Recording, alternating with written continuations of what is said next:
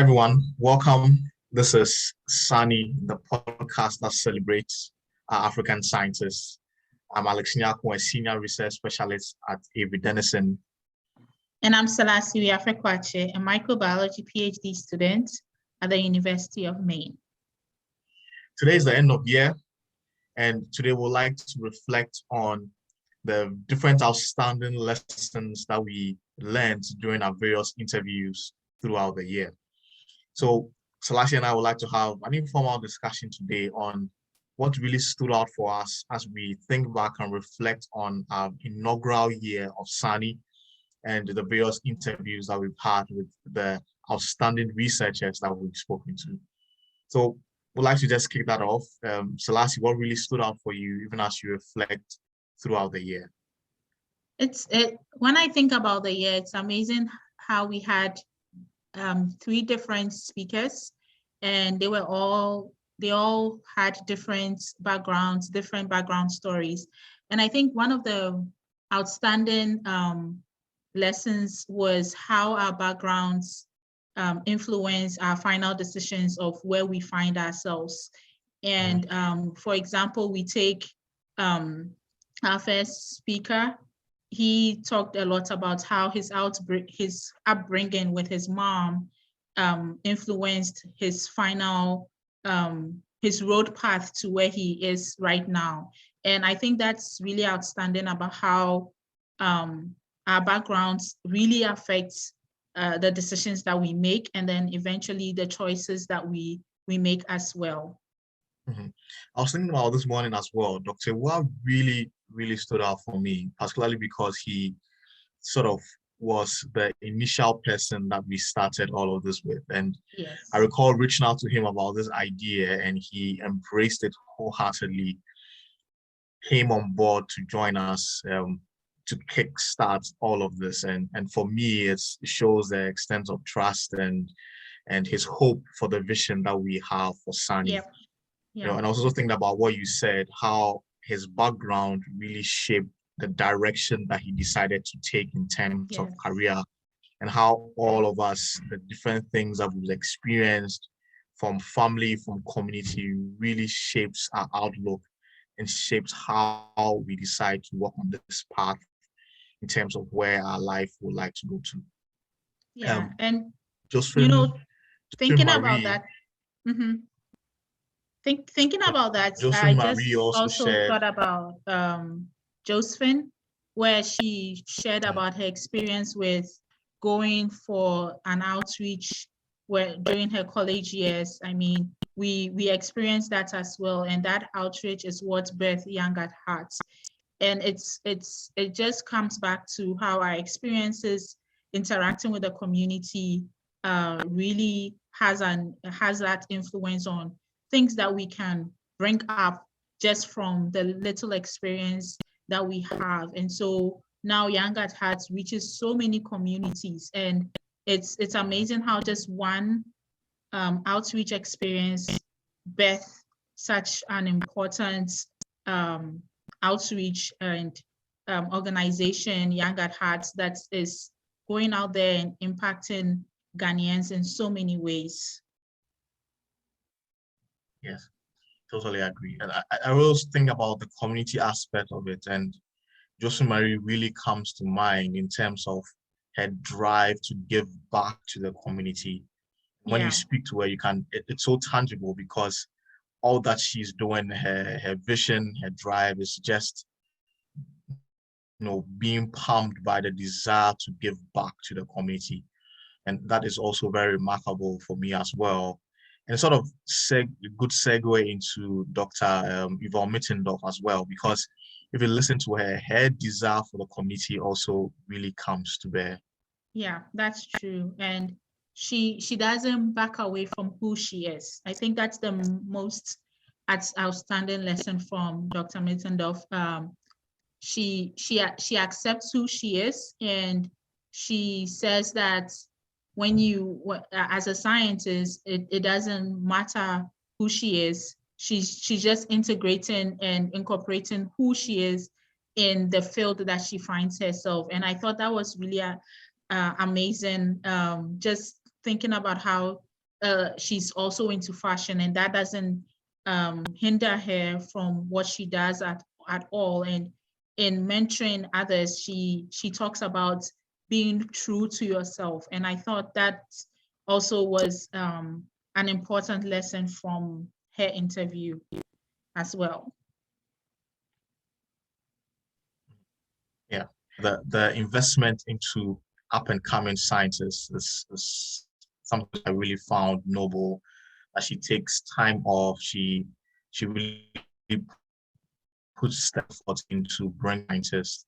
And even if we listen to her advice, especially at the tail end of the interview, her advice was always tailored towards, how can we become better as scientists, and how upcoming scientists can also grow to, fit that role that they are aspiring to. Yeah. Yeah.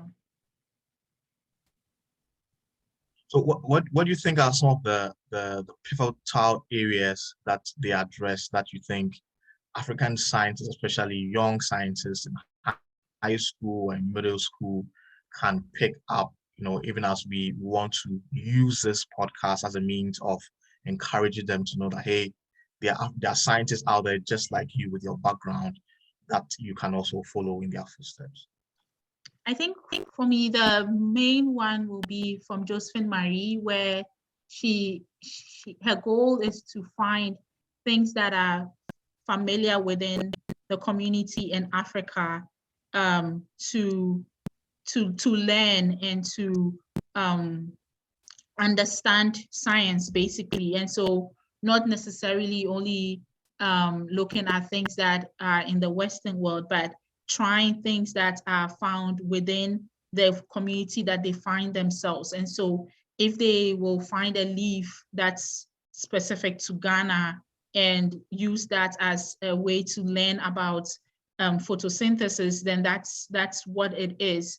But like just using things that are within their environment to learn more about science. And I think one of the main things is from Anansi, the Anansi app, where we realize that all these stories that we grew up with actually have scientific background. If only we had to go in a little deeper, then we will find that those stories still tell the lessons that we have been learning from science. And so we can carve our own story out of our community and make it more real. I think that's the main thing, making it real to our people back home, so that it's not a matter of trying to imagine things, but seeing things within their environment and understanding things from that aspect.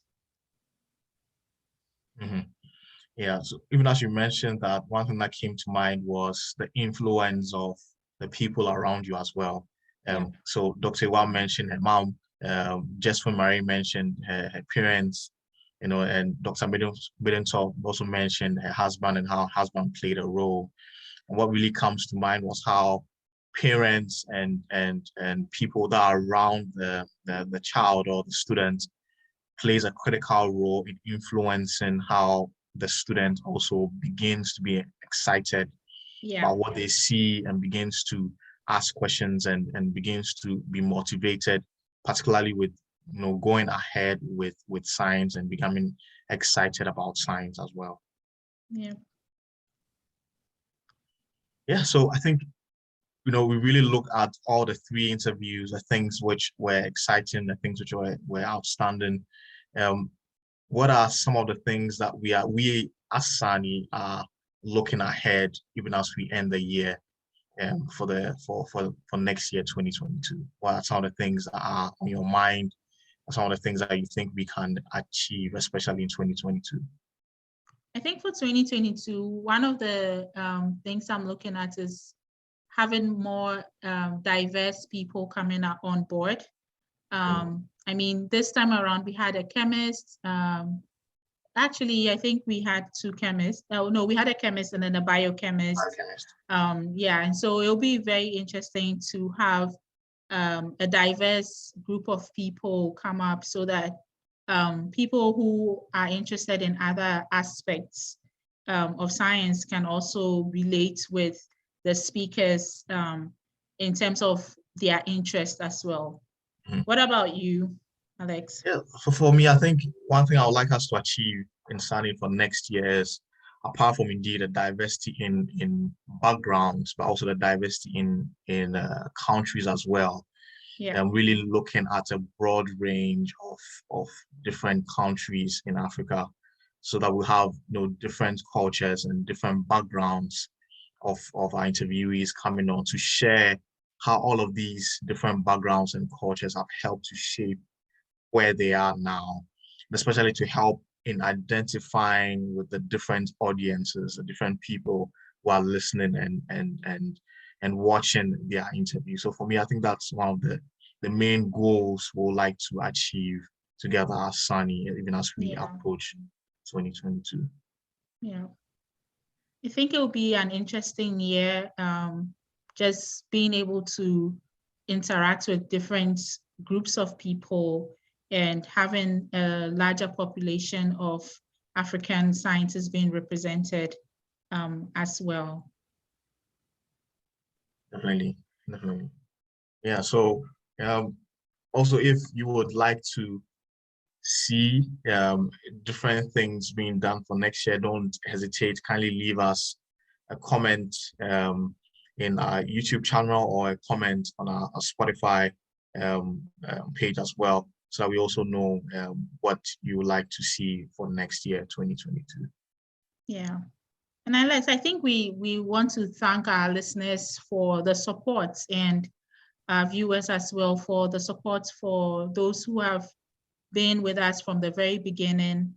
You are part of our beginning story. You are part of the inaugural story of Sani, and years down the line, we can look back and say that you have been, you have contributed to the success of Sani. So to our faithful listeners and viewers, we are so thankful to you for joining us throughout the year. And just know that next year is going to come with more exciting interviews and different things as well. Feel free to interact with us. Tell us what you think, what you would want to hear or see in the year 2022.